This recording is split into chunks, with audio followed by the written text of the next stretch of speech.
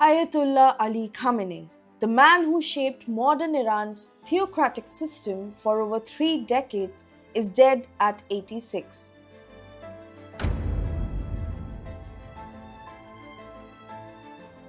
Born in 1939 in Mashhad, Khamenei rose through the ranks of Iran's clerical embellishment as a close associate of Ayatollah Ruhollah Khomeini, the architect of the 1979 Islamic Revolution. He was jailed and exiled under the Shah before emerging as a key figure in the new Islamic Republic.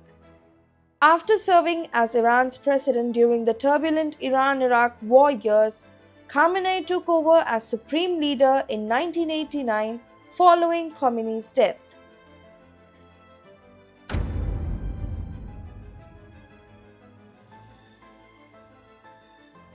Despite not being among the highest-ranking clerics at that time, he consolidated power steadily, transforming the office of the supreme leader into the ultimate authority over Iran's military, judiciary, media, and foreign policy.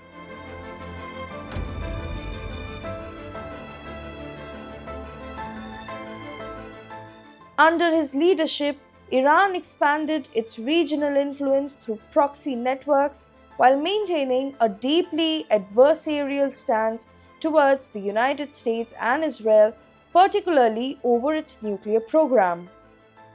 At home, Khamenei presided over repeated crackdowns on dissent, from student protests in 1999 to the Green Movement in 2009 and more recent nationwide uprisings, reinforcing the state's hardline grip on power.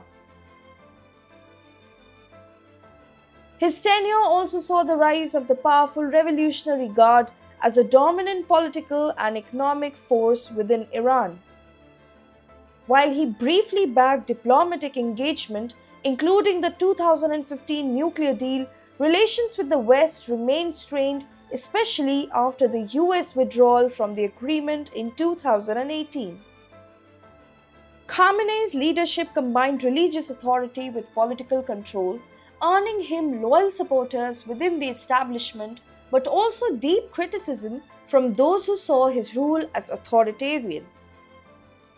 He was killed in a joint US-Israel airstrike in Tehran, a dramatic end to one of the longest and most consequential leaderships in the West Asia. His death now leaves behind a system he dominated for decades, but also a nation facing uncertainty with no clear successor in place. This is Apurva Adhikari for NDTV World.